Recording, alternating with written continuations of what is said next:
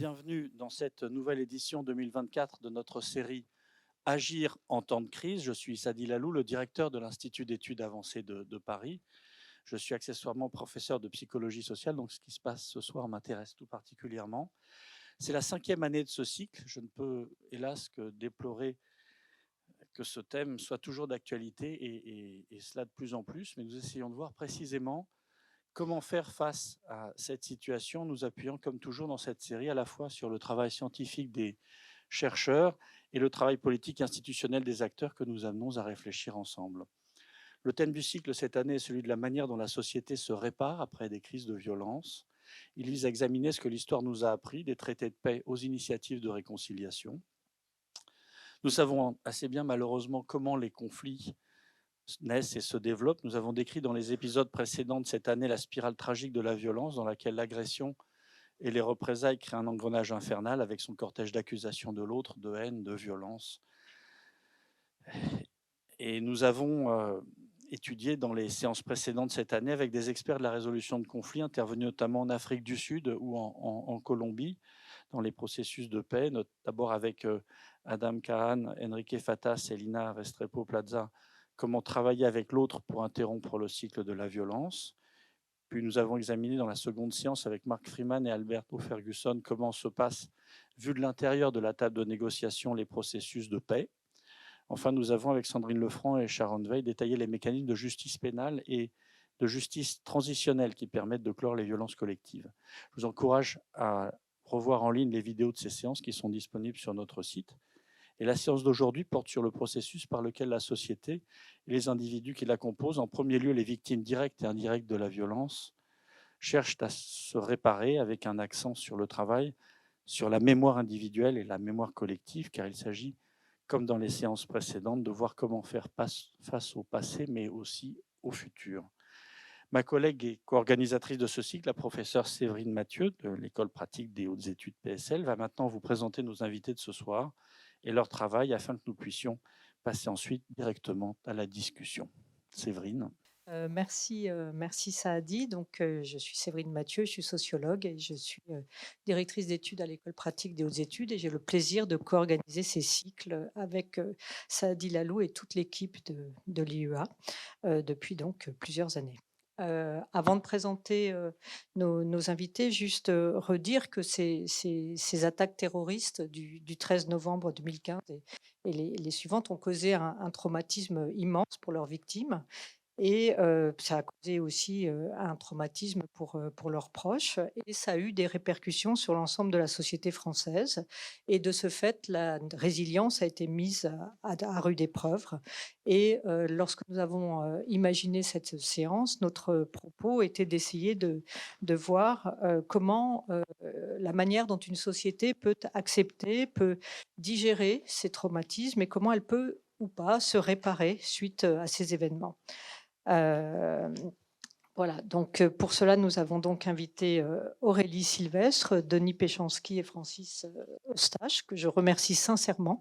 Enfin, Francis va nous rejoindre, mais je le remercie quand même d'avoir accepté cette invitation. Et je remercie également toutes les personnes qui sont ici présentes pour assister à cette séance. Donc Aurélie Sylvestre, vous êtes l'auteur de nos 14 novembre. Donc pour celles et ceux qui ne le connaissent pas, je vous montre ce livre. Là, j'ai le format poche, mais il a d'abord été édité chez Lattès. Et dans cet ouvrage, donc, que vous avez publié en 2016, vous racontez comment vous vivez après la mort de votre compagnon, Mathieu Giroux, qui a été assassiné au Bataclan le 13 novembre. Vous commencez par une forme d'apostrophe, vous décidez « nous serons heureux ». Et à partir de photographies du quotidien, vous nous racontez précisément la vie avec votre fils, qui était alors âgé de 3 ans, et la grossesse qui va donner naissance à votre fille. La seule chose que l'on puisse faire, c'est de s'aimer plus fort. Vous expliquez ainsi comment continuer à vivre heureux tout en faisant le deuil de votre compagnon. Denis Péchanski, vous êtes historien, vous êtes directeur de recherche au CNRS et vous avez donc collaboré depuis plusieurs années autour du programme 13 novembre avec Francis Eustache, qui lui est directeur d'études à l'École pratique des hautes études et chercheur en neuropsychologie. Donc vous êtes tous deux à l'initiative de ce programme. Donc ce programme 13 novembre, qu'est-ce que c'est? C'est un programme de recherche transdisciplinaire qui a été porté par 3 institutions, ESAM Université, le CNRS, l'INSERM. Et l'objectif de ce programme, c'est d'étudier à la fois la construction et l'évolution de la mémoire après ces attentats du 13 novembre 2015. Et en particulier, l'un des objectifs, c'est également de travailler sur l'articulation entre mémoire individuelle et mémoire collective. Autre programme, l'Equipex Matrice, qui est porté par ESAM Université et qui vise à elle, pour sa part, à développer des outils technologiques qui permettent là aussi de mieux comprendre l'articulation entre mémoire individuelle et mémoire collective. Et donc 26 partenaires sont associés à ce programme. Voilà, je vais maintenant repasser la parole à Saadi. Nous allons pouvoir commencer à échanger. Merci beaucoup. Alors, Aurélie, Denis, j'aimerais d'abord que vous nous parliez des procès. Moi, avant de commencer, je suis pas sûre qu'on m'entende. Si, on m'entend. J'ai pas une voix qui porte beaucoup. Avant de parler de réparation, de mémoire individuelle et de mémoire collective, je veux vous dire que la communauté du 13 novembre est endeuillée en ce moment parce qu'on a perdu un proche ami qui est malheureusement décédé la semaine dernière. En fait, il s'est donné la mort. Et donc je vais vous parler de combat, je vais vous parler de résilience, je vais vous parler de tout un tas de trucs, mais je vais aussi vous parler de lui parce qu'il s'appelait Fred de Wilde. Il va beaucoup nous manquer. Voilà. On enchaîne sur la réparation. Ça va être pas très simple. Mais par rapport au procès, voilà, c'est ça. Moi, en fait, j'ai l'impression, quand on est une victime du terrorisme, c'est que quand on est attaqué personnellement et intimement, c'est comme s'il y avait 2 chemins qui s'ouvraient devant soi. Il y a un chemin très intime qui est très personnel et qu'on doit prendre en compte ce qui nous arrive. C'est-à-dire, pour moi, Mathieu est mort, je suis seule et je vais avoir 2 enfants à élever seuls qui seront orphelins de père. Et il y a un autre chemin qui s'ouvre, qui est celui du traumatisme, dans lequel cette mort s'inscrit, qui est l'assassinat, la tuerie de masse. Et ces 2 chemins qu'on doit arpenter, on se débrouille tous un peu comme on peut. Moi, il se trouve que j'ai décidé inconsciemment de commencer par l'un et de poursuivre par l'autre. Donc j'ai commencé par m'occuper de mon chagrin, de mes gosses et de la vie que je devais mener pour effectivement être heureuse, essayer en tout cas. C'est pas toujours simple, mais c'est un combat que je mène pour moi et pour eux. Et ce chemin-là, il a duré quasiment 6 ans en fait. Et l'autre chemin, celui du traumatisme et du contexte dans lequel mon drame s'était déroulé, s'est ouvert 6 ans après et c'est le début du procès. Et je suis entrée dans ce chemin en n'y connaissant rien. Il y a vraiment plein de parcours de victimes différents. Je vous parle que du mien. Le mien a été que jusqu'au procès, je connaissais rien de ce qui était arrivé ce soir du 13, si ce n'est que voilà, mon amour n'était plus là. Et le procès a permis, voilà, ça de, je crois, réunir mes 2 chemins et notamment par le témoignage que moi j'ai donné au procès, qui était de déposer mon histoire à cet endroit-là. Et voilà, la réparation, elle peut se voir de plein d'endroits différents, mais pour moi, c'était ça un peu aussi, c'était la réunification de ces 2 chemins. Voilà, je crois que je peux dire ça. Oui, on peut effectivement sur le procès, je dirais, il y aurait un point de vue ambivalent. A priori, c'est une très grande réussite.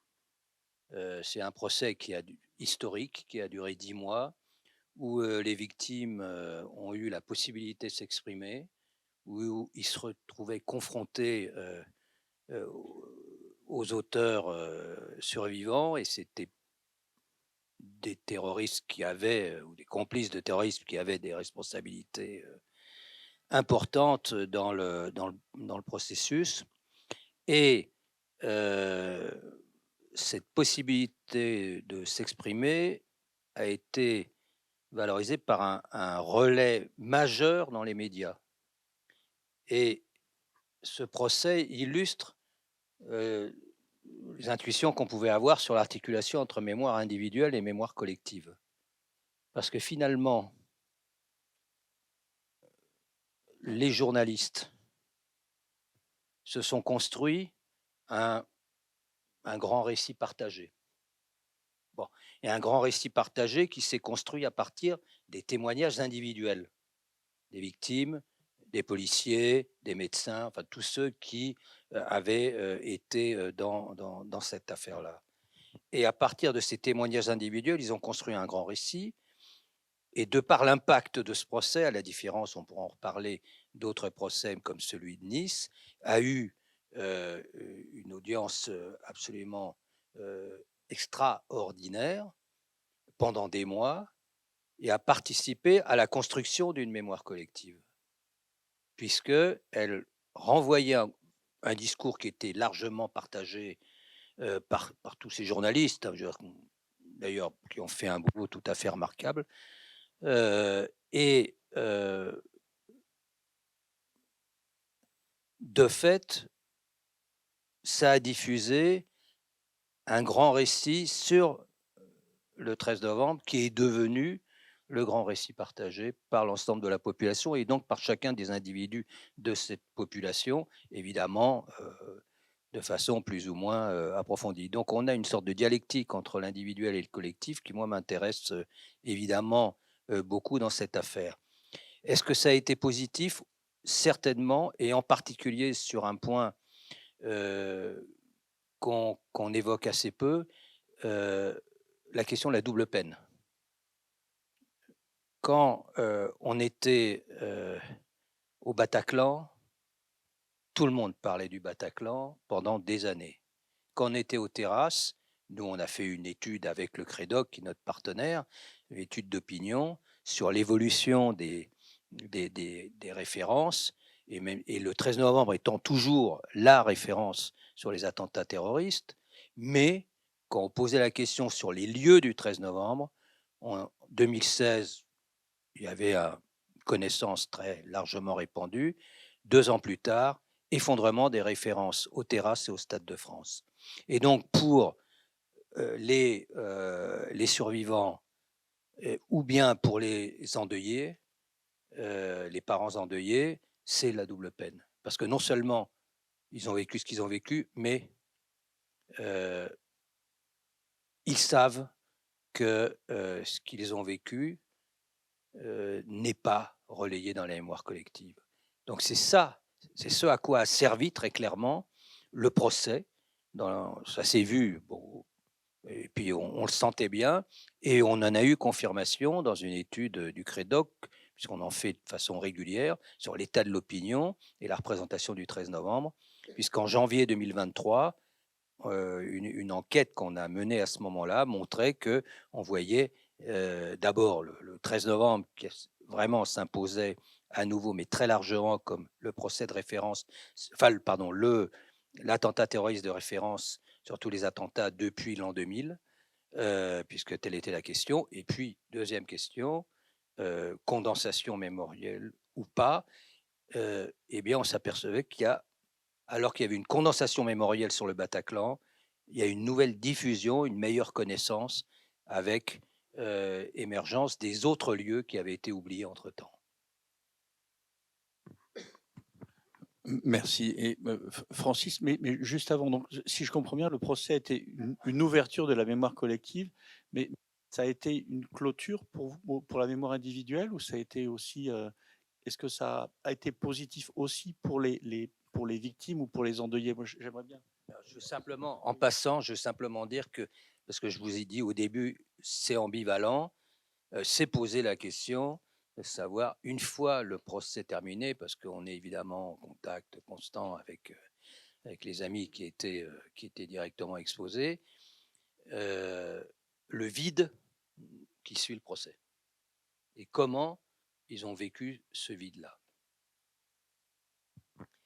Oui, je pense que ça a été très important pour nous qu'il y ait autant de témoignages, qu'on tourne aussi longtemps autour de la question de ces quelques heures où s'est déroulé le pire pour nous.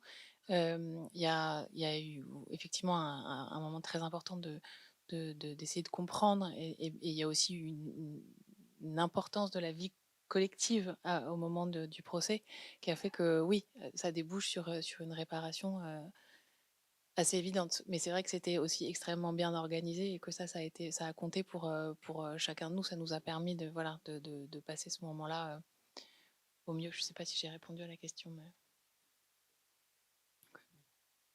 Oui, tout d'abord, je voulais excuser mon retard. J'étais jury de concours, donc j'étais enfermé dans une salle. Je ne pouvais pas partir. Voilà, donc je prends un peu en marche. Bon, moi, je co-dirige avec Denis Péchanski le programme 13 novembre. Et plus spécifiquement, je travaille à Caen, dans un laboratoire de neurosciences, où on mène une des études donc de ce programme qui s'appelle Remember, qui suit une cohorte, une sous-cohorte en fait, parmi l'étude 1000, parmi les 1000 personnes qui participent aux entretiens. Donc une cohorte plus spécifique de 200 personnes qui viennent à Caen à intervalles réguliers et qui, dans ce cadre-là, bénéficient d'examens divers de neuropsychologie, de psychopathologie et d'imagerie cérébrale. Donc vous voyez, c'est une étude un peu particulière. Alors, puis bon, on travaille notamment sur ce qu'on appelle le trouble de stress post-traumatique avec des outils qui permettent d'aboutir à ce diagnostic. Alors, le procès, ça vient d'être dit, hein, ça a été un moment, je pense, très important en premier lieu pour les victimes qui redoutaient et qui attendaient en même temps le moment du procès. Le procès a eu lieu. Il était de grande qualité. Ça a été un moment de jonction, effectivement, entre différentes mémoires individuelles et puis une certaine représentation de la mémoire collective hein, via toutes les personnes qui se sont exprimées et puis les médias qui ont relayé l'information donc pendant toute la durée du procès. Je ne sais plus si c'est 10 mois, enfin c'était une durée très longue. Et puis il y a eu la fin, c'était au mois de juin, si je me souviens bien. Et donc là, peut-être que certaines personnes, à un moment donné, ont tourné la page. Alors, tourner la page, c'est trop fort comme expression. En tout cas, c'était un certain aboutissement. Et puis, il y a eu les mois suivants, et il s'est passé, moi, ce que j'en ai vu, hein, ce qui s'est passé, c'est comme ce qui se passe après chaque anniversaire. C'est-à-dire qu'il y a une sorte d'emballement médiatique, donc qui est difficile à vivre, mais en même temps, on sait que ça marche comme ça. Et il n'y aurait pas de médias, ce serait aussi tragique quelque part. Et puis après, il y a le post-emballement médiatique, ça retombe. Et c'est ce qu'on a vécu aussi après le procès. Donc il y avait certaines personnes qui tournaient la page, et puis au contraire, d'autres personnes qui se trouvaient à nouveau esselées, isolées. Alors, moi, le procès, je n'ai pas de données scientifiques, il n'y a pas un effet procès, puis des données scientifiques sur le type de données sur lesquelles on travaille. Denis a cité le CREDOC. Ce sont certainement ces enquêtes du CREDOC qui sont les meilleures révélatrices de cet effet procès. Moi, en fait, j'ai une autre expérience du procès, c'est le procès de Nice, parce que j'ai été témoin expert dans le procès de Nice. Vous voyez, paradoxalement, je ne l'étais pas dans le procès du 13 novembre, puis j'ai été requis pour le procès de Nice. C'est une journée, j'ai un très mauvais souvenir de cette journée-là, vraiment très très mauvais souvenir. C'est la journée où le film du camion a été projeté. Donc, et moi, j'intervenais, donc je devais faire un exposé un peu scientifique sur ce qu'on m'avait demandé. C'était un exposé un peu scientifique sur les mécanismes de la mémoire, le trouble de stress post-traumatique, etc. Parce que le but, c'était qu'il y ait une dimension un peu pédagogique à ce procès. Et j'ai vraiment ressenti le désarroi des personnes parce que je suis rentré dans la salle et quand je me suis retourné, les personnes, en fait, étaient encore dans le contre-coup, vous voyez, du film qu'elles venaient de voir. Et c'est vrai que c'était l'effet double peine qu'évoquait Denis tout de suite, parce que ce procès de Nice, on arrivait dans les mêmes locaux, hein, je ne sais pas si vous vous souvenez, ce sont les mêmes locaux que le procès du 13 novembre. Et petite anecdote, bon, on arrive dans un endroit qui est un peu complexe, il y a des tas de systèmes de sécurité, il faut suivre des grandes flèches, vous voyez, avec des petits poteaux, et sur un des poteaux, il était encore indiqué 13 novembre. Donc, vous voyez, les personnes qui arrivaient dans ce procès de Nice, elles arrivaient dans un lieu qui était encore balisé 13 novembre. Vous voyez, donc qui faisait que ce procès, quelque part, il existe, je ne vais pas dire qu'il n'existait pas, mais il existait très peu, parce qu'il y avait très peu de personnes présentes, il y avait très peu de journalistes, il y avait très peu de parties civiles, parce qu'en plus, les parties civiles avaient la possibilité de suivre le procès en direct depuis Nice. Bon, ce qui était certainement bien pour le confort des personnes, mais ce qui faisait qu'on était dans un grand espace relativement vide, vous voyez, donc qui ajoutait à cette ambiance, vous voyez, de personnes qui sont moins écoutées. Alors, il ne faut pas caricaturer, parce qu'on est toujours un petit peu obligé de forcer le trait quand on parle, mais tout de même, hein, il n'y avait pas l'effet du procès qui était globalement, même si c'était douloureux, l'effet du procès 13 novembre, je pense que ça a été un effet bénéfique. Et puis ça a été un effet bénéfique, alors sur un plan peut-être plus théorique, mais qui est important, cette jonction entre les mémoires individuelles et les mémoires collectives, c'est quelque chose quand même de très important. Hein, c'est très important et les suites d'un traumatisme qui va être important parmi beaucoup d'autres choses, c'est les liens qui vont s'instaurer entre les victimes, et évidemment les personnes qui sont proches des victimes, et puis différents cercles autour de ces personnes. Alors, c'est les liens sociaux de différents ordres, familiaux, amicaux, professionnels, etc. Et puis, c'est surtout quand il s'agit d'un événement aussi collectif, aussi médiatisé, il faut bien dire, c'est très important qu'il y ait cette reconnaissance au-delà, vous voyez, des cercles proches, mais qui atteint l'ensemble du pays et au-delà, et qu'il y ait des retours qu'il y ait des retours visibles de cela. Ça, c'est très important. Alors, c'est tout le problème des commémorations, comment il faut les faire. C'est jamais parfait. Le problème des commémorations, c'est aussi un sujet que Denis connaît bien. On en parle tout de suite beaucoup, je ne vais pas dériver, mais en Normandie. Et tous les ans, on se pose la question de comment faire des commémorations. Il faut faire ces commémorations, mais ces commémorations pour des personnes qui ont vécu, c'est toujours difficile de trouver le juste milieu, la juste expression. Voilà ce que je pouvais dire très rapidement. Merci beaucoup, Francis Eustache. Donc, on va peut-être continuer la conversation et cette notion de reconnaissance, en fait, je pense qu'elle intervient aussi avec la question de la réparation sur laquelle on a commencé à échanger tout à l'heure. C'est-à-dire que reconnaître, c'est aussi permettre aux gens de se réparer, de réparer. Et précisément, et cette question de la réparation aussi, elle passe par un travail sur la mémoire individuelle, sur la mémoire collective. Et peut-être dans un premier temps, Aurélie, j'aimerais vous demander comment vous, voilà, dans ce travail d'écriture qui a été le vôtre, que vous poursuivez, je crois, par autre chose, si vous voulez bien nous en parler, comment vous avez pu mettre en place une forme de réparation ou non? Waouh, c'est fort. Oui, enfin, c'est des chemins qui sont, voilà, compliqués, quoi, la réparation, et cetera, mais on est plusieurs victimes du 13 ici, on bataille tous, on fait tous ce qu'on peut.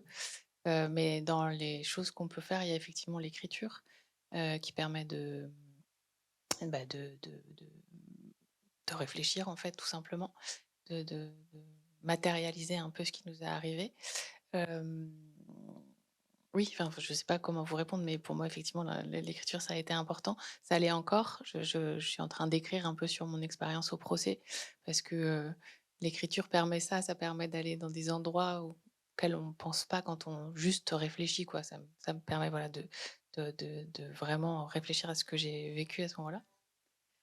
Euh, Ça, c'est sur un plan très personnel. Après, voilà, quand on est impacté par le terrorisme, on a aussi, on vit quelque chose qui attaque le sens, en fait. On perd le sens de beaucoup de choses, quoi. Et donc, il y a aussi beaucoup de choses qu'on peut faire pour remettre un peu du sens dans tout ça. Moi, je sais qu'avec le procès, me rendre compte que voilà, j'avais aussi cette position de témoin, je me suis mise voilà, à m'engager un peu dans des associations et ça, voilà, ça met du sens et donc à la fin, ça répare aussi et donc voilà, moi j'interviens comme d'autres ici, dans des écoles, voilà, dans des programmes de lutte contre la radicalisation violente et l'extrémisme. Ça donne du sens. On réfléchit aussi, on a tout un programme de réflexion sur la justice restaurative, et cetera. Ça, c'est des choses aussi que, voilà, qui se mettent en place et qui se sont mis en place pour moi après le procès, en tout cas. Voilà. Et juste une petite question annexe. Vous émaillez votre livre de photographie. Et en quoi, enfin voilà, pourquoi ces photographies, et en quoi elles vous ont aidé, et quelle était l'idée en fait de. Ah bah, en fait, c'est tout simple, c'est que juste après le 13 novembre, j'ai quand même reçu pas mal de messages de gens à qui je pouvais pas répondre parce que j'avais pas le temps. Et donc j'ai juste procédé par photo sur Instagram, en fait, bêtement, pour donner des nouvelles. Et quand je me suis mise à écrire, je me suis rendu compte qu'en fait, ce que j'écrivais était à peu près le récit des photos que j'avais envoyées pour donner des nouvelles. Donc ça fonctionnait bien ensemble. En fait, c'était pas un choix au départ, mais au bout d'un moment, je me suis dit, ah, tiens, ça fonctionne, je crois. Voilà. Merci. Peut-être Denis sur ces réparations, mémoire individuelle, mémoire collective. Je ne vais pas être d'un optimisme débordant dans le contexte actuel. Je pense qu'on mesure l'importance des répliques et l'ampleur de ces répliques et les conséquences sur les personnes. Moi, j'ai vu sur les amis l'impact du 7 octobre. C'est-à-dire qu'on se retrouve avec les mêmes assassins, les mêmes victimes. En Israël, c'était des jeunes de gauche, culture, ils faisaient la fête. Bon. Et le modus operandi, facteur 100, mais même modus operandi, les conséquences ont été dramatiques. De même qu'ont été dramatiques les conséquences de l'attentat en Russie. Donc effectivement, y compris quand on pense voilà, que ça se régule, que ça va mieux, on a un regard plus à distance, arrive à un moment donné un événement qui fait rejouer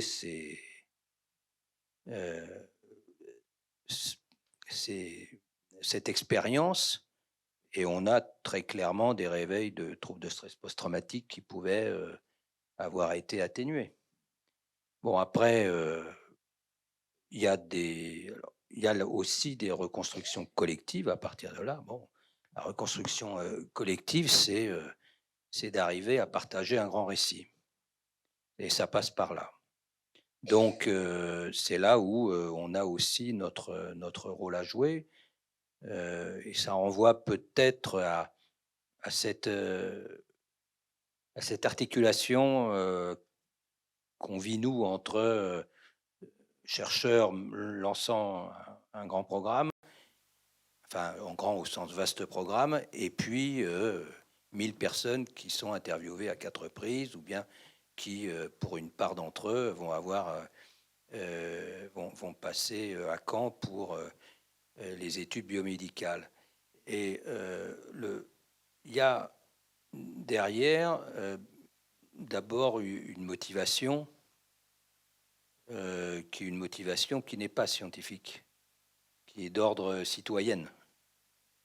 C'est pour ça que je voudrais un petit peu simplement pointer ça, c'est qu'on très clairement, que ce soit quand on a pris contact, on travaillait déjà depuis quelques années autour de l'Equipex que tu évoquais, de l'Equipex Matrice, mais justement parce qu'on avait des outils à notre disposition pour essayer de comprendre ce qui se passait, il y avait pour nous une conviction, c'est-à-dire de répondre avec nos armes, qui était celle de la recherche et de la connaissance. De répondre avec nos armes et aussi la conviction qu'on leur devait ça. Et je pense que ça a été très bien compris par ceux qui ont participé à cette entreprise et qui ont compris aussi la dimension scientifique de l'affaire, avec une évolution peut-être. Pour beaucoup, au début, c'était votre truc, c'est important, on y participe, mais ça ne sera pas pour nous, ça sera pour quand il y aura malheureusement d'autres drames équivalents ou pour d'autres générations. Donc ça peut être utile, on y va. Et on a senti la deuxième phase, donc la première phase 2016, deuxième phase 2018-2019, troisième phase, là, on a commencé en 21, 21-22, on a senti aussi que ça pouvait participer d'une reconstruction, que nous, on pouvait pointer, y compris avec les outils d'analyse sur le trouble de stress post-traumatique, mais aussi dans la façon dont on voyait se développer un discours. Je vous rappelle que pour la partie qu'on appelle nous l'étude 1000, on cherche à avoir au maximum 1000 personnes, maximum les mêmes, même si évidemment un certain nombre qui vont pas faire les 4 phases, mais qui vont revenir au maximum pour raconter le 13 novembre en 2016, plus 2 ans, plus 5 ans, c'est ce qu'on a fait jusqu'à présent, et plus 10 ans. Et la 4e phase qui est prévue en 2026. Et donc on voit, on repère ça,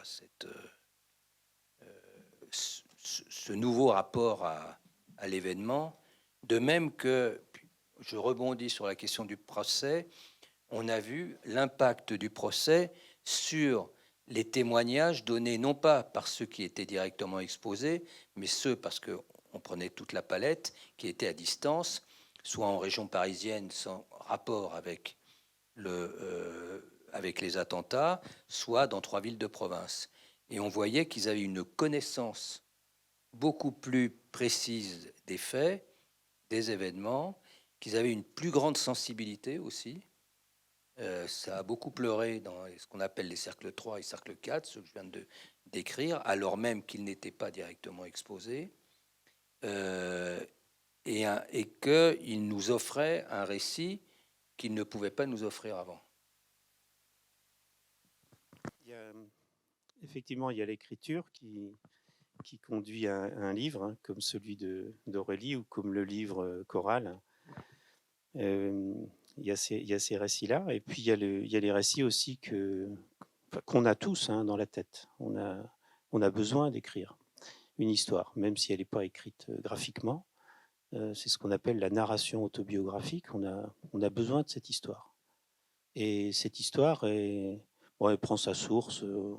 On était petits, etc. C'est un peu flou. On nous a raconté tout ça. Et puis il y a toute notre vie, et puis il y a le futur. Il y a ce qu'on fera après. Et cette narration, elle est bouleversée par le traumatisme. Elle est bouleversée, mais avec des chemins qui peuvent être très différents. Ça peut être l'évitement.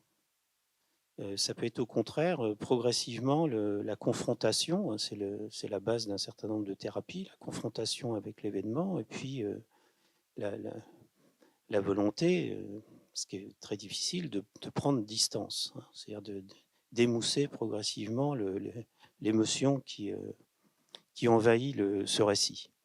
Donc, ce que Denis a commencé à dire, parce que c'est notre place aussi en tant que chercheur. En tant que chercheur, on est un peu dans une double relation. On a la relation comme on a avec toute personne humaine, et puis on a la relation aussi de chercheur. Notre but, c'est aussi de faire avancer la connaissance. Et ce qu'on a vu, alors c'est vrai dans l'étude 1000, mais c'est vrai aussi à Caen, même si la relation elle est un petit peu différente, mais c'est difficile d'aller à Caen quand on habite Paris ou quand on habite là. Bon, c'est pas une blague sur la SNCF que je suis en train de faire sur la ligne de train Saint-Lazare-Caen, c'est pas ça. Mais c'est difficile, vous voyez, de prendre les moyens de transport, d'arriver dans une ville pour faire quoi? Pour voir des psychiatres, voir des psychologues qui vont faire des tests, vous voyez, faire une IRM qui va durer presque toute une journée, vous voyez, avec différentes séquences d'IRM, c'est pas rien.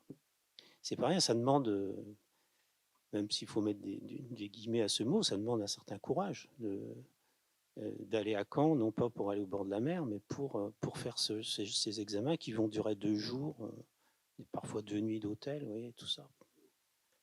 Et ce qui nous a beaucoup intéressé, au-delà des aspects scientifiques, hein, c'est pas le but ce soir d'exprimer tout ce qu'on a pu montrer et publier sur le sujet, mais ce qui nous a beaucoup intéressé, c'est les retours des participants après, quand après être venus à Caen, et ils écrivaient donc à l'équipe, souvent, et il y a des mots qui revenaient très souvent. Alors, j'ai des petites anecdotes quand même, parce que dans ce programme, je pense qu'on a réussi un certain nombre de choses. Et une chose toute petite, il y a les petites choses, les grandes choses, et puis les petites choses. Les petites choses sont très importantes. La mairie de Caen, on était allé, parce qu'au début, quand on a commencé, on avait très peu de moyens pour démarrer le programme. Et j'étais allé voir la mairie de Caen, le maire de Caen de l'époque, et je lui avais demandé de nous aider. Et je pense qu'on a eu une bonne idée, c'était que la mairie, parce que c'était pas son rôle de faire des chèques pour la recherche, c'est pas dans ses attributions, ça c'est la région Normandie qui a fait ça. Mais en fait, ce qu'a proposé la mairie, c'était de mettre à disposition les voitures de la ville de Caen et leurs chauffeurs. Et donc, ce sont les chauffeurs qui accueillent les personnes qui arrivent, vous voyez, qui les emmènent à l'hôtel. Et c'était une petite chose, bon, qui est réitérée quand même à chaque fois. Alors nous, sur le plan logistique, c'est évidemment important. Mais au-delà, c'était assez amusant parce que quand les participants, on les appelait comme ça, repartaient de Caen, et qui nous écrivaient, ils nous disaient toujours ah, le chauffeur, qu'est-ce qu'il était sympa. Vous voyez, ça arrivait avant l'équipe, que l'équipe est très accueillante, etc. Donc, ces petites choses comme ça, je pense qu'il fallait absolument qu'on réussisse. Parce que c'est vrai que quand on arrive dans une ville qu'on ne connaît pas, même si on n'a pas souffert, on est toujours heureux d'être accueilli. Ce qu'on ne pouvait pas faire nous, parce que bon, pour des tas de raisons, on ne peut pas prendre nos voitures pour. Voilà, puis même matériellement, ça n'aurait pas été possible.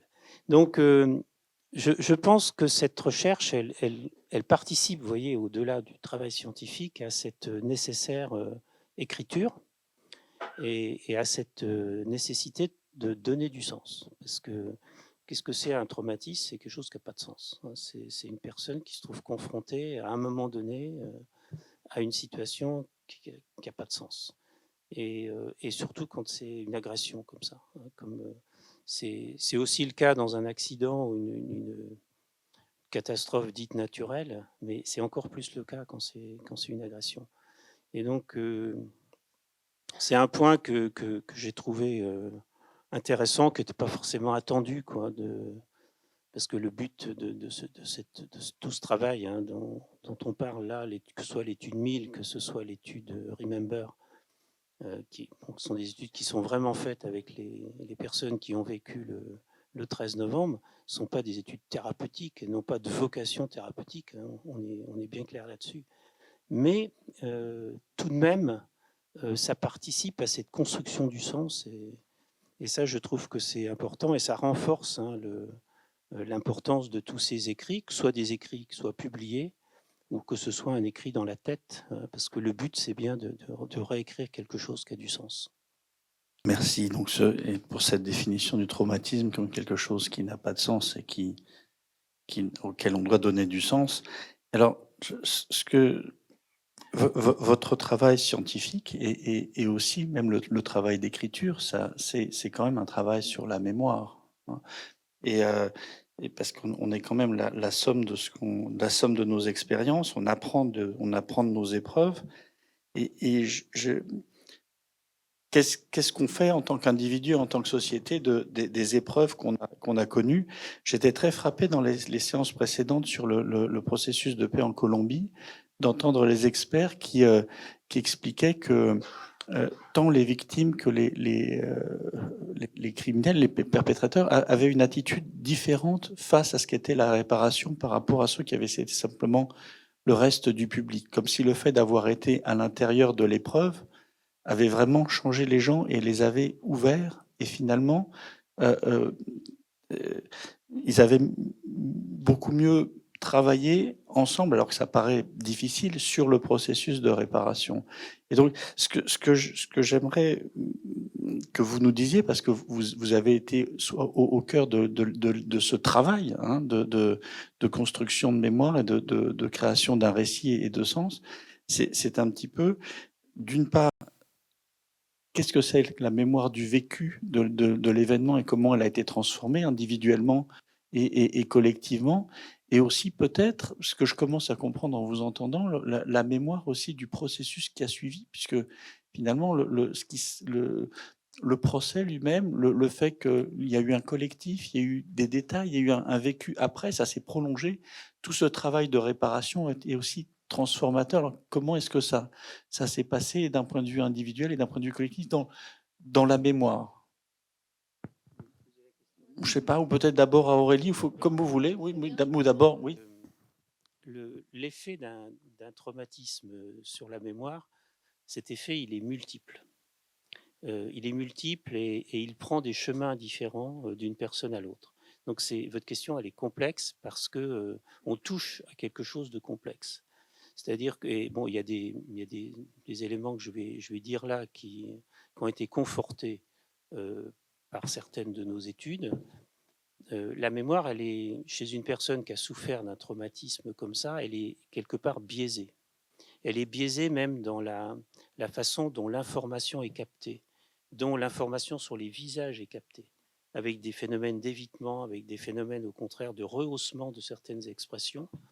Donc, vous voyez, il y a ce changement dans la nature de la mémoire qui n'est pas lié au traumatisme même, hein, ce n'est pas la mémoire du 13 novembre, mais c'est un changement dans la relation entre l'individu et le monde qui l'entoure. Donc cette mémoire, elle est biaisée. Ça, c'est la première chose.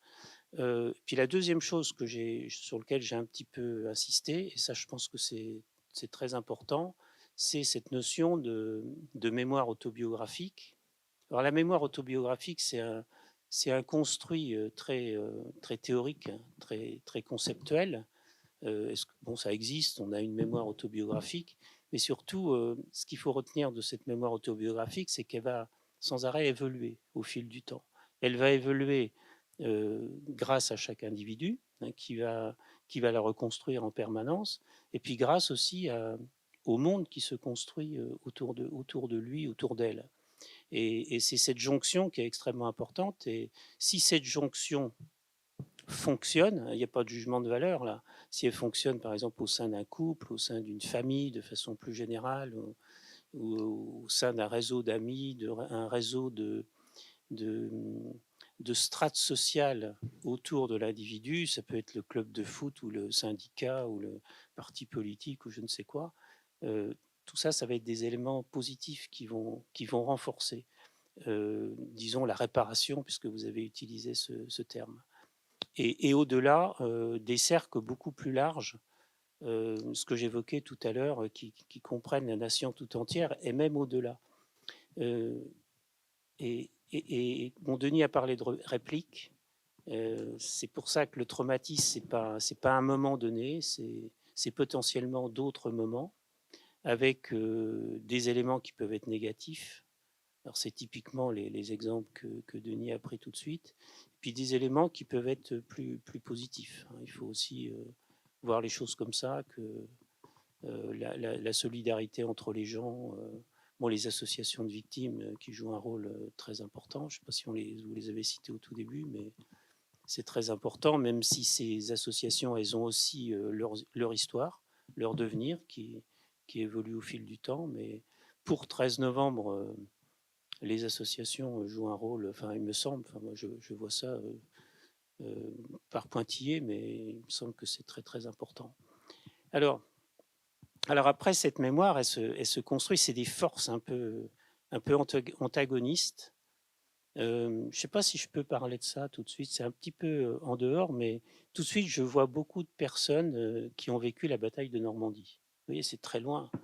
Je ne sais pas si je peux vous en dire un mot. Ce sont des gens qui ont 80 ans, 100 ans. La personne la plus âgée que j'ai vue, c'est 104 ans. Et on voit, dans certains cas, on voit ces traumatismes qui réémergent 80 ans après. Vous voyez, des gens qui n'ont jamais parlé, puis le traumatisme émerge parce qu'il y a moins de force inhibitrice, vous voyez, chez ces gens très âgés, et puis parce qu'il y a des répliques. Je ne vais pas prendre le même exemple que Denis, je vais prendre l'exemple de l'Ukraine. L'Ukraine, c'est une réplique pour ces personnes des bombardements de Caen, de Saint-Lô, du Havre. Donc vous voyez, ces traumatismes-là, là c'est un exemple presque extrême parce que c'est la narration sur l'ensemble de la vie. Ce sont des gens qui arrivent à la fin de leur vie. Et quand on a 104 ans, on commence à penser un petit peu que bientôt la mort est là.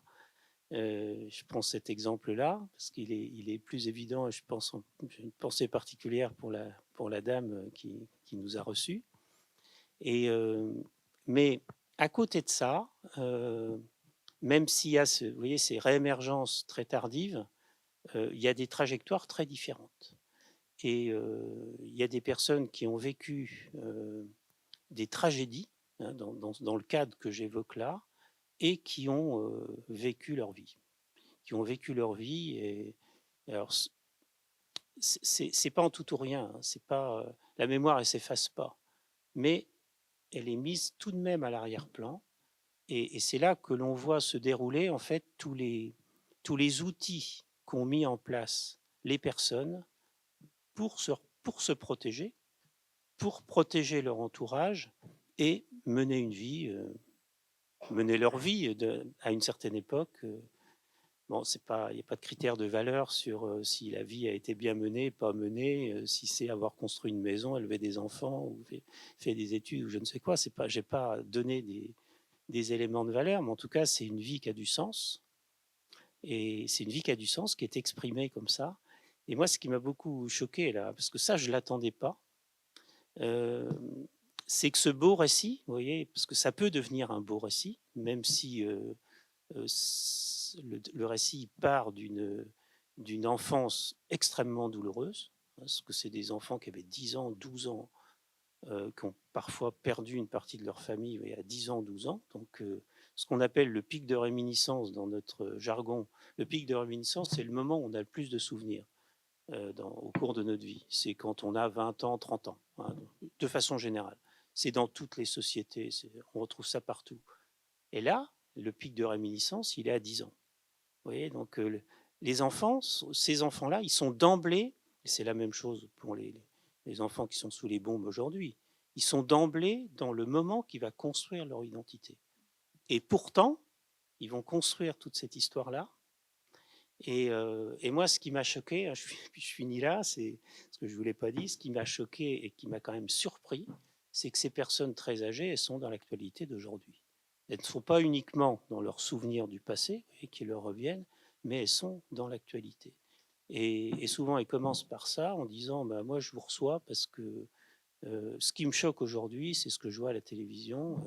Et je suis même obligé de me protéger de la télévision, c'est-à-dire que je me tiens au courant de l'actualité, parce que c'est un devoir. Mais c'est étonnant, vous savez, des gens de 100 ans qui vous parlent comme ça, qui vous disent c'est mon devoir d'être au courant de l'actualité pour mes enfants, pour mes petits-enfants et pour le monde de façon générale, mais je suis aussi obligé de me protéger. Alors qu'est-ce que je fais? Je ne regarde pas la télévision le soir, parce que sinon je ne dors pas la nuit. Enfin, donc, vous voyez comme quoi ce beau récit peut être perturbé encore par des événements d'aujourd'hui.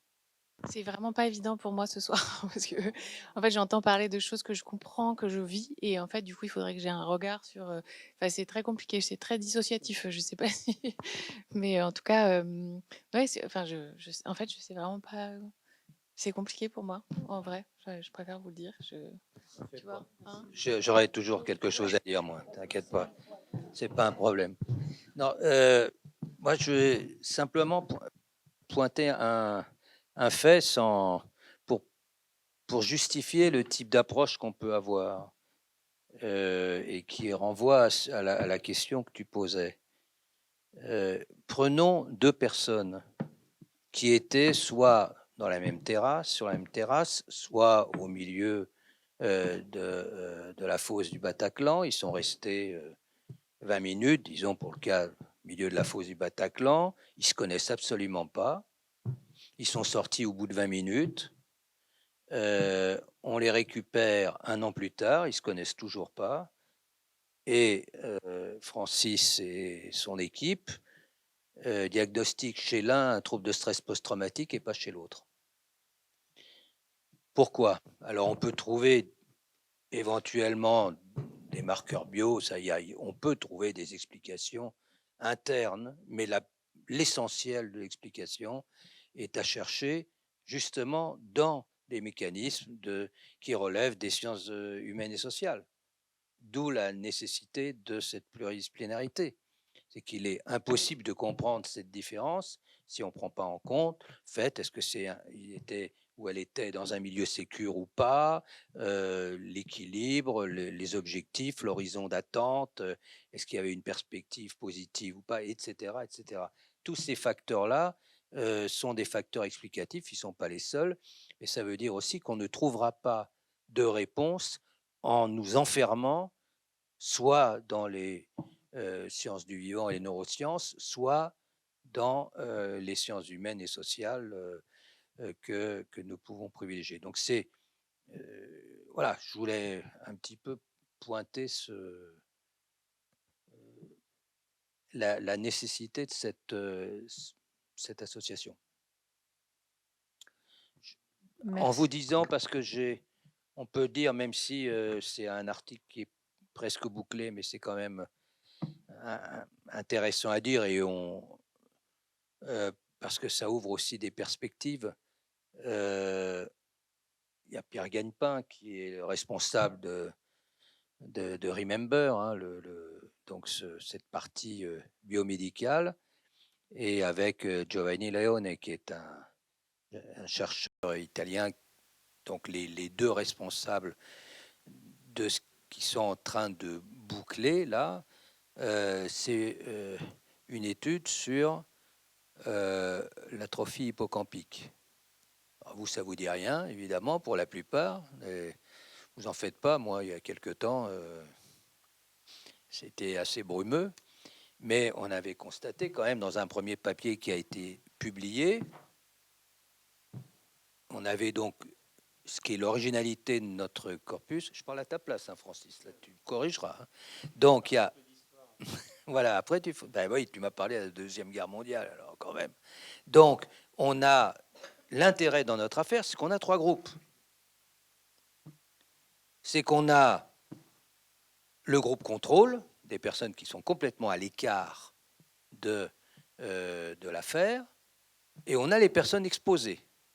Et dans les personnes exposées, on en a une partie, d'ailleurs c'était moitié-moitié en 2016-2017, une partie qui ont un trouble de stress post-traumatique au moment où ils viennent à Caen, sont diagnostiqués comme tels, et ça se voit très bien dans les études qu'on a pu faire sur ce qui se passe dans le cerveau, et l'autre partie qui est résiliente ou résistante, c'est-à-dire qui n'a jamais eu de trouble de stress post-traumatique, qui a eu le choc, mais qui n'a pas développé ce choc au-delà d'un mois, donc n'a pas de trouble de stress post-traumatique, et qui, un an plus tard, ne l'avait pas. Bon. Donc on a 3 groupes, c'est ça qui est passionnant. Et quand vous regardez, eh bien, le siège, on va dire, vraiment pour simplifier, parce que c'est beaucoup plus complexe que ça, mais le siège essentiel de la mémoire, donc l'hippocampe, vous prenez sur l'hippocampe, et un des indicateurs, c'est la volumétrie hippocampique. Et qu'est-ce qu'on avait repéré à Caen?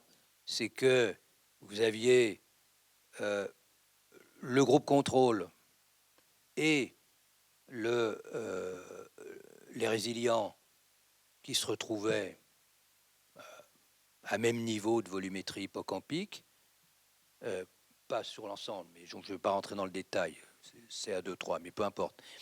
Et vous aviez un décrochage sur pour les personnes qui avaient toujours un trouble de stress post-traumatique. Donc, ce qui d'ailleurs confortait l'hypothèse de Francis sur le fait que le trouble de stress post-traumatique, c'est d'abord une pathologie de la mémoire. Bon.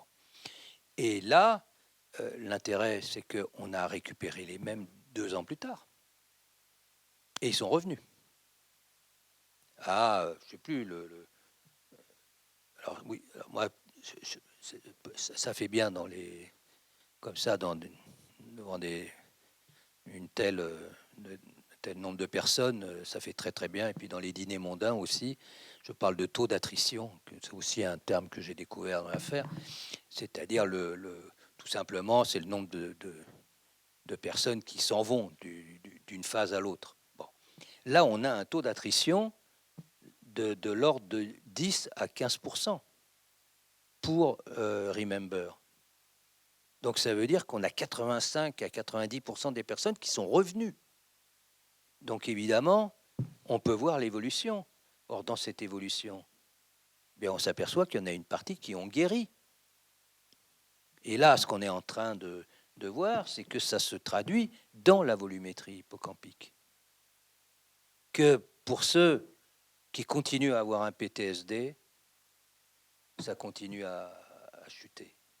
Et que pour ceux qui, eh bien, d'une phase à l'autre, de 2016, où ils n'étaient pas bien, 2016-2017, à 2018-2019, où ils reviennent à Caen, où on s'aperçoit qu'ils n'ont plus de troubles de stress post-traumatique, eh bien, ça se retrouve aussi dans la volumétrie hippocampique. Et d'une certaine façon, c'est aussi une forme d'espoir, je trouve. C'est-à-dire qu'on peut dire, on peut se tourner vers les personnes qui ne vont pas bien et qui ne vont toujours pas bien, que eh bien, dans leur cerveau, c'est pas définitif, quoi, et qui vont pouvoir se reconstruire. Et, ce qu'on appelle la plasticité cérébrale est particulièrement adaptée dans ce cas-là pour illustrer ce phénomène-là. C'est-à-dire qu'effectivement, ça se traduit dans le cerveau et dans l'hippocampe, le fait qu'on aille mieux. C'était à peu près ce que tu voulais. Denis, je te félicite.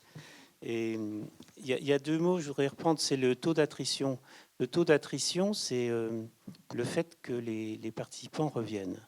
Alors bon, évidemment, sur le plan scientifique, c'est très important, parce que ça permet de faire des comparaisons longitudinales. Mais pour revenir à ce que j'évoquais précédemment, ça montre aussi l'attachement. L'attachement, pas au sens de l'attachement, la théorie de l'attachement, mais un petit peu quand même, l'attachement des participants avec le programme et avec les équipes du programme. Et quand on dit ça, ça nous donne une grande responsabilité. Parce que dans les équipes, il y a aussi, il y a aussi les équipes, il y a aussi les personnes qui travaillent et qui accueillent les participants à intervalles réguliers. C'est aussi une responsabilité pour ces personnes. Et donc, il faut aussi que nous, on tienne compte de ça. Alors, Denis a pris l'exemple de l'hippocampe parce qu'on a un article qui va partir bientôt, là, et il a circulé ces jours derniers. Bon, la mémoire traumatique, c'est pas uniquement l'hippocampe. Vous voyez, il y a des régions, plus des sous-régions d'hippocampe. C'est tout un réseau, vous voyez, de connexions. C'est toute une connectivité qui se modifie, mais j'ai envie de dire qui se modifie quand on vit un événement. Donc là, c'est un événement particulièrement fort, donc il y a des effets sur le cerveau. Mais notre cerveau, il est quelque part, il est là pour ça. Hein. Il est là pour absorber cette plasticité, ces changements. Et au-delà de ce constat, ce qui est très important, c'est d'essayer de comprendre pourquoi. Pourquoi ça se passe comme ça. Alors, il y a des raisons certainement biologiques au départ, il y a des différences. Je pense que c'est ce que tu voulais évoquer, 2 personnes qui se trouvent au même endroit, qui vivent la même chose, même si elles sont dans un environnement à peu près identique après le traumatisme, eh bien, il y a des différences selon les personnes. Donc c'est certainement lié à des facteurs génétiques en amont que là, on ne contrôle pas dans l'étude Remember. Parce que les personnes, elles arrivent à un moment donné, on ne les connaissait pas avant. Et puis après, il y a tous les autres facteurs. C'est ça, en fait, qui nous permet, dans ce programme 13 novembre, c'est la richesse de ce programme, c'est d'avoir toutes ces données différentes, vous voyez, qui vont... donc qui soient exprimées dans les narrations de l'étude 1000, un peu aussi dans Remember, parce qu'on a aussi des tests de mémoire qui sont ciblés sur cette narration, et de plus en plus des méthodes d'analyse. En fait, on arrive au terme, mais je voudrais d'abord poser peut-être une dernière question à Aurélie, avant d'ouvrir un petit peu la discussion avec vous toutes et tous qui êtes venus ce soir. Vous nous avez dit, vous témoignez, et donc en fait la question que je me posais, parce que le titre de la séance était aussi comment faire mémoire, et du même coup, c'est comment vous êtes accueillis, comment les collégiens, les lycéens ou les personnes accueillent votre récit, et qu'est-ce que vous pensez qu'elles peuvent en faire, et peut-être ce que vous pouvez en faire aussi. Merci. Donc c'est une question précisément sur les actions dans les écoles. C'est ça, parce qu'il y a différentes façons de témoigner, quoi. Mais ça en est une. En fait, c'est une association qui s'appelle l'Association française des victimes de terrorisme, qui a un programme d'action pédagogique. Donc, ce que je disais tout à l'heure, de lutte contre la radicalisation violente et l'extrémisme. Et l'idée, c'est de faire intervenir des témoins, donc des victimes d'attentats, dans des classes dans lesquelles soit on a entendu des choses qui n'étaient pas OK, soit voilà, on pense que c'est bien qu'il y ait une intervention. C'est toujours à la demande des professeurs. Et en fait, les interventions, elles sont très différentes d'une école à l'autre, évidemment. On peut être face à des élèves en grande difficulté sociale, morale, et puis on peut être dans des écoles très, très différentes. Mais en tout cas, le témoignage est toujours très bien accueilli. On est toujours deux à intervenir. En général, on est deux personnes d'attentats différents. C'est pas toujours des personnes du 13 qui interviennent ensemble. Et c'est vrai qu'on arrive avec des grosses histoires qui sont pas faciles à entendre, mais qu'on développe. Et ça, je crois, en tout cas, nous raconter notre histoire intime, et la façon dont on le fait, donc quelque chose de très dans l'échange, ça crée quelque chose de très positif, je crois. C'est à chaque fois très différent, mais on a des questions qui sont très précises et très parfois dérangeantes, mais voilà, je crois que c'est utile, vraiment, je crois vraiment. Donc c'est la transmission du récit. Enfin, ce que j'entends moi, c'est que une grande partie du travail a été la construction d'un récit, que c'est indispensable parce que d'abord il faut aider la mémoire autobiographique à se construire après qu'elle ait été tellement choquée par les événements, et que j'ai entendu aussi que cette mémoire autobiographique doit être en relation avec celle du reste de l'environnement pour que les gens puissent continuer à exister. Et ça, c'est aussi ce que le procès et le processus a aidé à construire. C'est donc pas seulement les individus, mais en même temps, ils contribuent à construire cette mémoire collective qui est utile pour tous. Oui. En fait, quand voilà, il nous arrive quelque chose, voilà, qui s'appelle un attentat, d'abord, il y a un état de sidération qui est tel qu'on ne peut même pas se raconter l'histoire qu'on a. Enfin, moi, je me souviens vraiment être face à mon miroir et me dire, OK, Aurélie, tu as 35 ans, tu es veuve et Mathieu a été assassiné. Et je me le suis dit plein de fois, en fait. Et en fait, il faut se le dire plein de fois pour le comprendre, pour l'intégrer, pour pouvoir mettre en place des choses pour agir ensuite. Et puis, il y a aussi tout l'entourage, en fait, qui s'effondre. Les gens ne comprennent pas. Il y a vraiment à la fois beaucoup de bruit avec les médias, etc., et un grand silence dans les familles. Je sais que témoigner au procès, ça m'a permis ça, en fait, de raconter mon histoire d'abord à ma famille. Je trouve que, bon, bah voilà, après, mon texte a un peu circulé, donc ça a créé autre chose. Mais il faut les raconter. En fait, on a besoin de les raconter pour les intégrer, pour que les autres le comprennent. Et si ensuite, en plus, on peut avoir l'impression que ça peut avoir un impact positif sur quelqu'un de plus jeune, alors voilà, c'est pas mal, mais tout ça, c'est assez thérapeutique en fait. Voilà. C'est que le malheur isole, en fait. Et il y a quelque chose à reconstruire aussi pour... C'est ouais. l'attentat en fait, c'est le choc qui est si grand pour. Enfin, c'est impossible et pourtant ça arrive. Et on n'est évidemment pas préparé et on ne s'y préparera jamais et on sera jamais prêt. Mais effectivement, quand quand on est impacté, quand le terrorisme fait une intrusion dans sa vie, il y a vraiment toute une part très importante de voilà de remettre un peu de narration parce qu'il y a un avant, on comprend pas, et un après, et il y a beaucoup de choses à faire pour que tout ça se relie à un moment donné, et ça passe évidemment par les mots et le témoignage, je crois. Merci beaucoup. Et ce qu'on a vu donc, c'est non seulement le processus juridique permet de contribuer à la réparation sociale, mais ce que je vois de nouveau, qu'on n'avait pas encore vu dans cette série du tout, c'est que la recherche, en fait, permet aussi de contribuer à ce processus de réparation.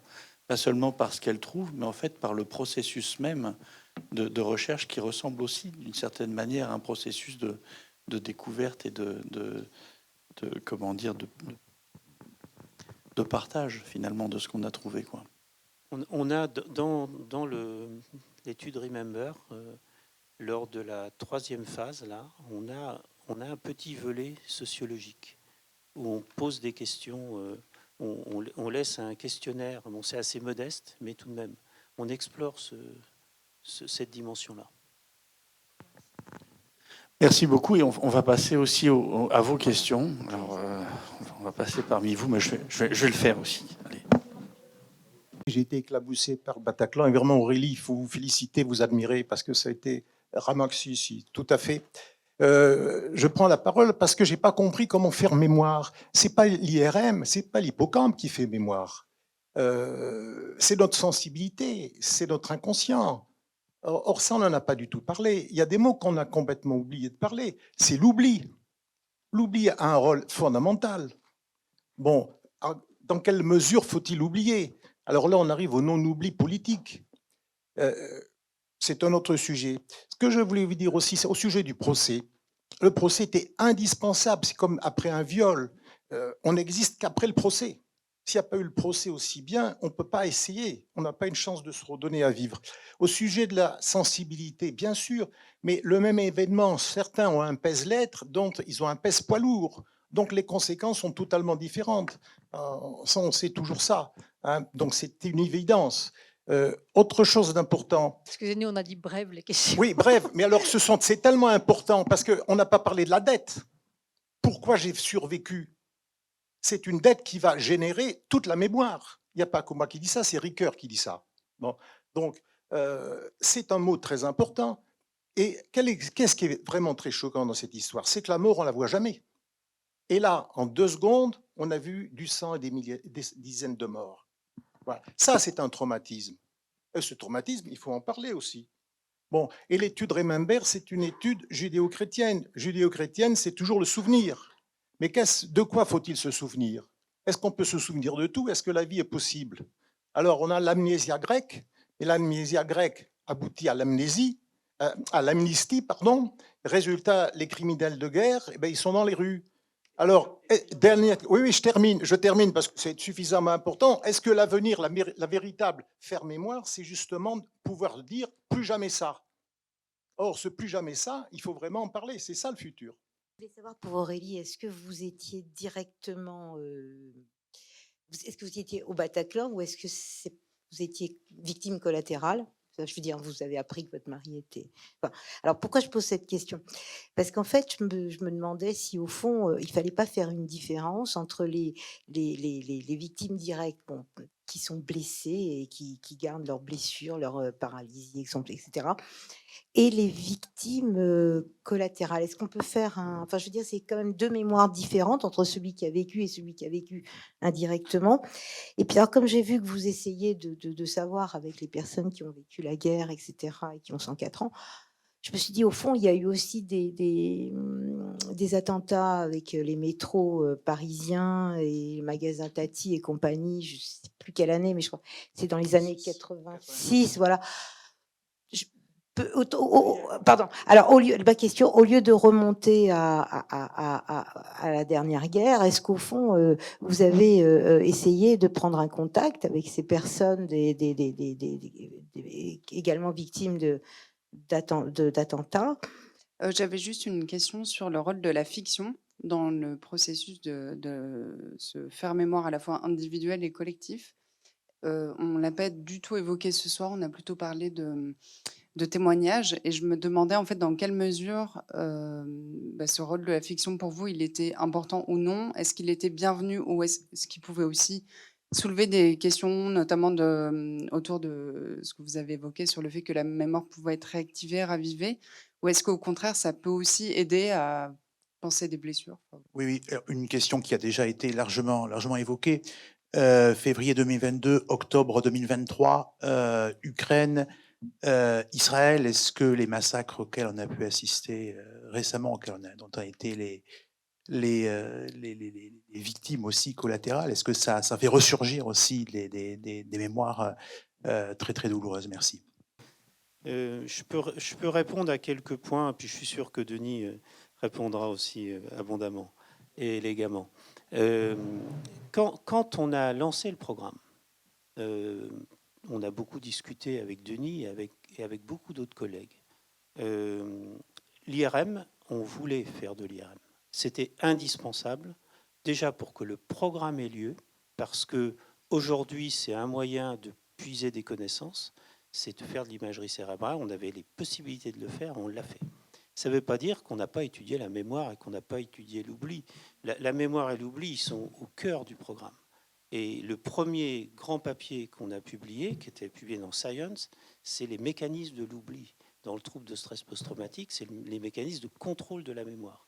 Donc, mais bon, on persiste, même si, je ne sais pas si on est judéo-chrétien, ça c'est une autre question, mais on persiste sur cette idée-là, parce que je pense qu'autrement, on n'aurait pas pu faire ce programme. Alors, je suis un petit peu dans le désordre. La fiction, c'est très important. Ça rejoint un petit peu la narration. Il y a eu beaucoup de productions. Il y a eu des productions de personnes directement concernées comme Aurélie, mais il y en a eu beaucoup d'autres. Il y a eu des films remarquables. Bon, moi, j'ai vu Revoir Paris, par exemple, je trouve assez remarquable en sensibilité, avec beaucoup de personnages divers et variés. Je trouve que c'est assez subtil parce qu'il n'y a pas un seul chemin, il y a plein de chemins, et je trouve que c'est bien exprimé dans ce film-là. Alors, la question, madame, sur les autres attentats, il y a eu d'autres attentats qui ont, malheureusement, et il y en aura d'autres, et qui ont été plus ou moins étudiés. Et nous, avec Denis, on s'est beaucoup calqué sur le 11 septembre. Parce que le 11 septembre, il y a un psychologue qui s'appelle William Hurst qui avait lancé des études avec d'autres chercheurs de New York, et on s'est beaucoup calqué sur ce programme-là, mais en le complexifiant. C'est-à-dire que le travail de William Hurst, c'était uniquement des questionnaires qui étaient envoyés à intervalles réguliers à différentes personnes. Et là, vous avez bien compris que ce sont des entretiens filmés, il y a la partie biomédicale. Je pense qu'on a réussi à construire quelque chose de plus ambitieux. À côté de ça, vous ne pouvez pas, à chaque fois qu'il y a un événement tragique, lancer une étude comme ça. C'est extrêmement lourd. Hein. Il faut trouver les fonds, il faut qu'il y ait des chercheurs qui soient motivés pour le faire. Et puis, il y a des ingrédients qui ne sont pas forcément faciles à capter. Et c'est vrai que le 13 novembre, peut-être tu peux revenir là-dessus, Denis, ça a été un moment où on a été aidé. Enfin, je parle en présence de certaines personnes. Il y a des institutions qui tout de suite nous ont aidés. Je pense à l'école pratique des hautes études. On est ici dans un haut lieu de l'école pratique des hautes études, avec son ancien président que je salue. Et on a eu le CNRS, on a eu l'INSERM, on a eu les universités, on a eu les collectivités territoriales. Enfin, il y a eu un moment de cohésion. Il y a eu le drame, puis il y a eu un moment de cohésion. Et tous les grains de sable qu'on voit au quotidien quand on fait de la recherche, on n'est pas là pour se plaindre, mais c'est quand même difficile. Il y a souvent des difficultés quand on veut monter un programme. En fait, il y a beaucoup de choses qui se sont atténuées parce que ça devenait quelque chose qu'il fallait qu'il soit fait. Donc, mais vous voyez, on ne peut pas lancer des recherches à chaque fois qu'il y a une tragédie, quoi. C'est impossible. La Deuxième Guerre mondiale, c'est quand même très intéressante parce que ce sont des histoires, sont des mémoires presque pas antagonistes, mais sont des hiérarchies de mémoire. C'est-à-dire qu'en Normandie, je parle de la Normandie. La Normandie, les civils pendant la guerre ont été ignorés. C'est à peu près entre 20 000 et 25 000 morts. Vous voyez, c'est pas rien. Plus toutes les tragédies qui n'ont pas été vraiment révélées.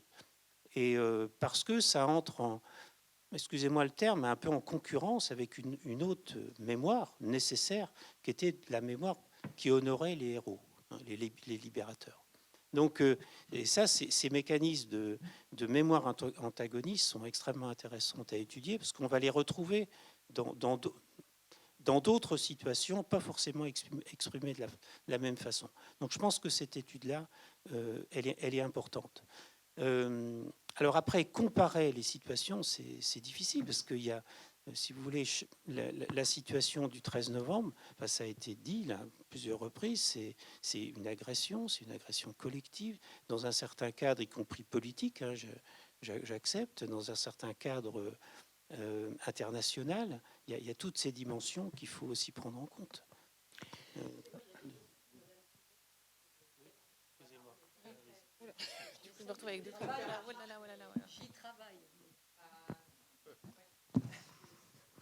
Non, mais la question, c'était de... Moi, je suis une victime, on dit indirecte, parce que j'étais pas au Bataclan. Voilà, moi, j'étais enceinte, et donc j'étais chez moi. Voilà, j'ai ma fille qui m'a probablement sauvé la vie, parce que sinon, je pense que j'aurais été au concert. Donc voilà, ça c'est une question. Et effectivement, c'est des situations qui sont très différentes. Voilà, selon qu'on a été, pas été, resté longtemps, pas resté longtemps. Et encore une fois, voilà, c'est à l'intérieur de tout ça, les réactions sont différentes. Moi, je peux juste parler de la délicatesse des victimes les unes envers les autres. C'est-à-dire que moi, j'ai vécu ça au procès. Quand on est une victime et que on rencontre une autre victime, la première chose qu'on fait, et on le fait tous, on s'excuse. En fait, on dit mais moi, je suis juste endeuillée. Et la personne en face me dit oui, mais moi, je suis pas mort.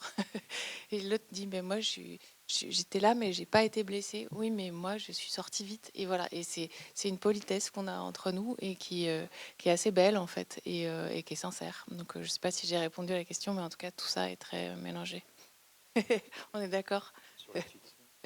Et sur la fiction, c'est difficile de répondre. Il faut voir ce que c'est, quoi. C'est-à-dire que la fiction, pour faire vendre avec ça, enfin voilà, je vois l'intérêt qu'il peut y avoir pour des chaînes, pour de s'engouffrer là-dedans.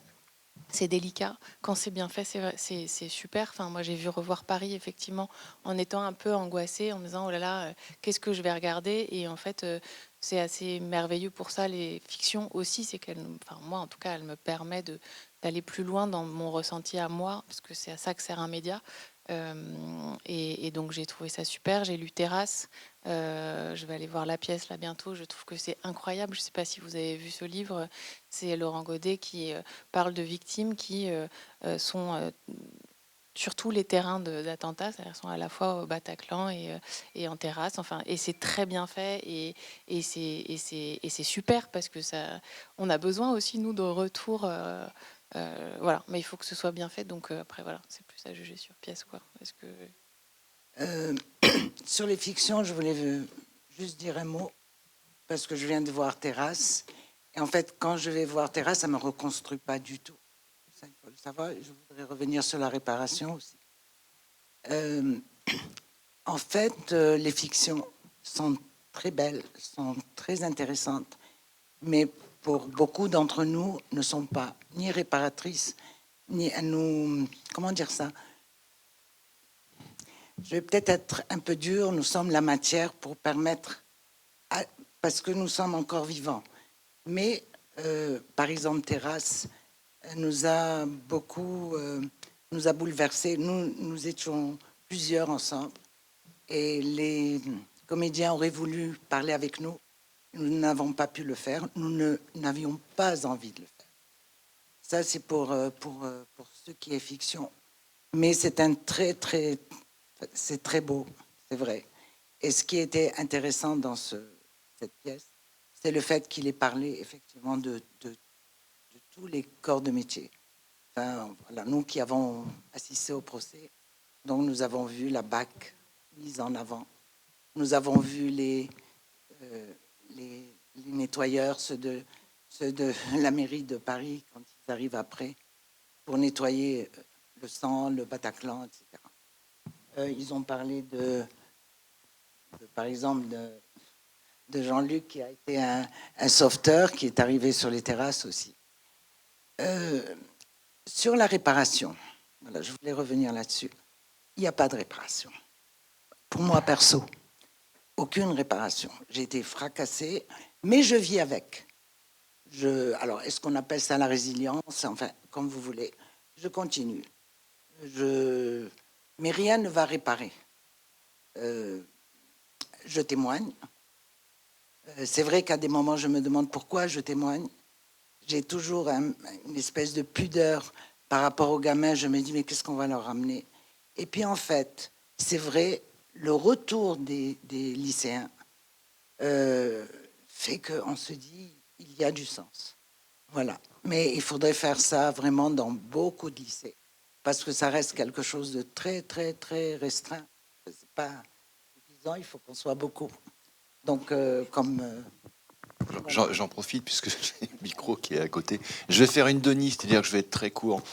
Moi, je suis donc Jean-Claude. J'étais au Bataclan donc le 13 novembre 2015. C'est un débat qui est intéressant, comme tous les débats. Je pense qu'il y a des gens qui découvrent un petit peu ce que c'était que le 13 novembre à travers j'ai pu en dire, mais qui est frustrant. Qui est frustrant parce que déjà il y a eu des déviances quand même assez importantes. Je ne peux pas entendre une comparaison avec un conflit mondial, par exemple, avec un attentat terroriste. Pour moi, c'est impossible à entendre. Nous, victimes aux terrasses ou au Bataclan et au Stade de France, on ne s'attendait pas à ça. Les gens qui sont en guerre, malheureusement, ils subissent, mais ils attendent ça. Nous, je reprends le terme de monsieur et je vous montre parce que j'ai oublié votre nom, qui a été très très bien dans son intervention. Il y a eu un effet, c'est un effet de sidération. C'est-à-dire qu'on ne s'attendait absolument pas. Et quand on entend les types nous dire on vient pour nos frères du Syrie, alors que la coalition n'avait même pas commencé à bombarder la Syrie quand les attentats ont été commandités, bon, on se dit mais qu'est-ce qu'on fout là, quoi? Pourquoi nous? Pourquoi il y a un effet dont monsieur a parlé aussi, c'est dans la sidération, c'est le déni. Pendant un moment, on est tous passés par des périodes de déni, des périodes de honte d'être encore vivant, des périodes de culpabilité de ne pas en avoir fait assez. Ça, la mémoire, elle reste. Moi, je suis convaincu que tout le monde vit avec le stress. Tout le monde. Il y a des gens qui arrivent à un petit peu l'étouffer. Ça reste. Quoi qu'il arrive. Excusez-moi, je suis ému parce que je repense aussi à Fred, 8 ans après, qui s'est donné la mort. C'est quand même pas rien. Donc c'est le troisième quand même qui se suicide par rapport à ça. Le temps ne fait rien. Moi, j'ai eu la chance de travailler dans ce secteur de la psychologie et de la psychiatrie. J'ai eu des responsabilités. Je sais très bien que les casseroles, je vais les avoir toute ma vie. Où que j'aille, je vais trimballer toute ma vie. Il y a des gens qui restent avec ça, dans le déni, qui refusent d'en parler. Ça vient petit à petit. On a fait connaissance au procès, Jean-Luc peut le dire, Nadia aussi, de personnes qu'on n'avait jamais entendu parler pendant ces 6 premières années. Jamais. Et qui vont très très mal. Et on va encore en découvrir d'autres. On en découvre encore d'autres. Donc pour vous dire que la mémoire, comment faire mémoire, voilà, on est là, on est avec Aurélie, avec Jean-Luc, avec Nadia, avec d'autres qui sont là aussi. Avec Véro, oui, par exemple. Mais après, il y a le lien sur la fiction, c'est aussi faire mémoire. C'est-à-dire que je suis d'accord avec toi, Nadia. C'est-à-dire que nous, on œuvre à raconter notre histoire. On est les seuls à pouvoir le faire. Et on s'y attelle. La plupart, on essaie. D'ailleurs, c'est aussi la raison pour laquelle on est là. Mais la fiction, elle... C'est encore différent, oui. Bien sûr.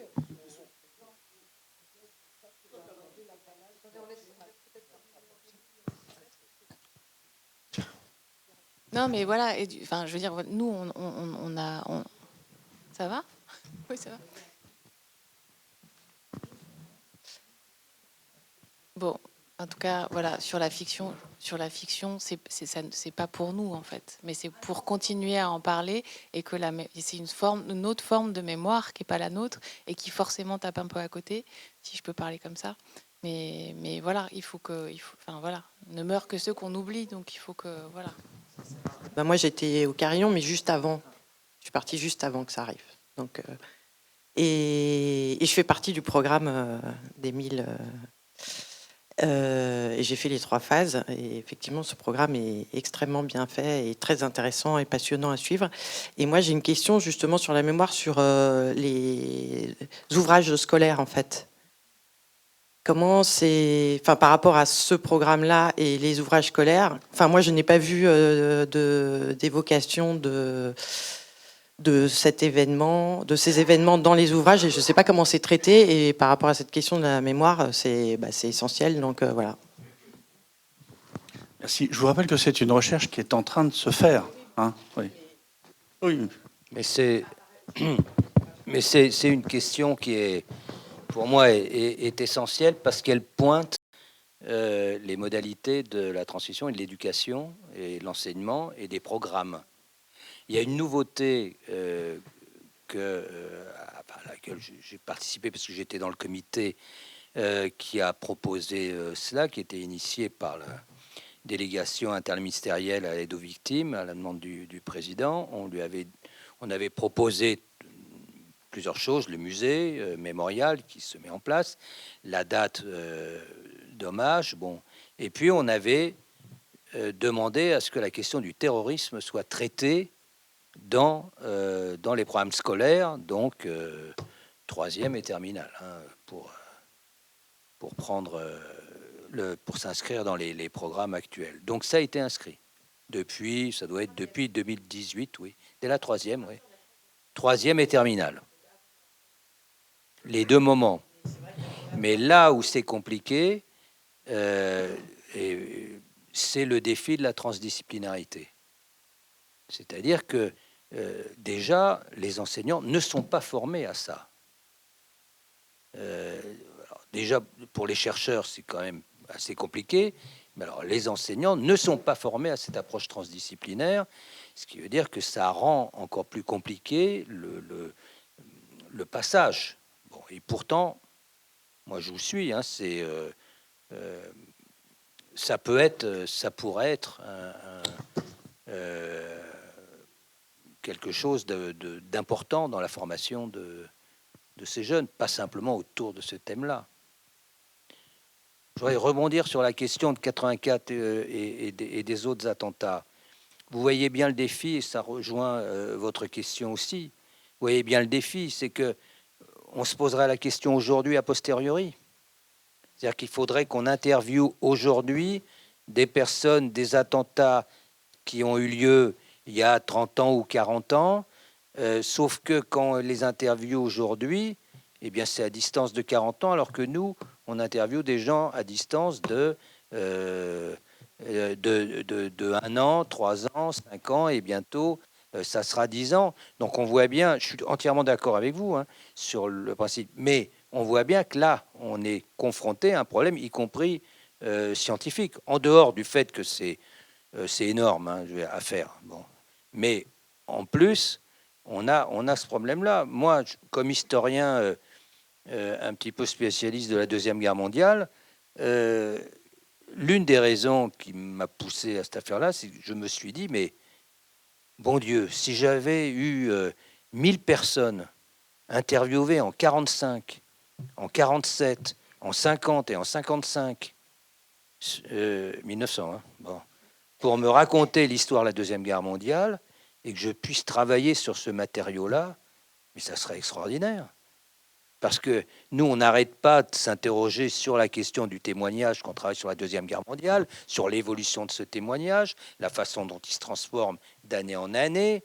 Là, on n'a pas évoqué ces mécanismes de reconstruction mémorielle, mais effectivement, comment se fait justement par interaction avec la mémoire collective, comment se construit la mémoire individuelle, alors même qu'on a vécu un événement et comment, 30 ans plus tard, on ne raconte pas la même histoire que 30 ans plus tôt. Même si, évidemment, on garde des éléments. Mais ça, c'est encore, d'ailleurs, à analyser plus en détail. Donc, je suis d'accord avec vous, mais moi, je regarde, à la limite, plus vers... je vais vous dire deux choses, deux pistes.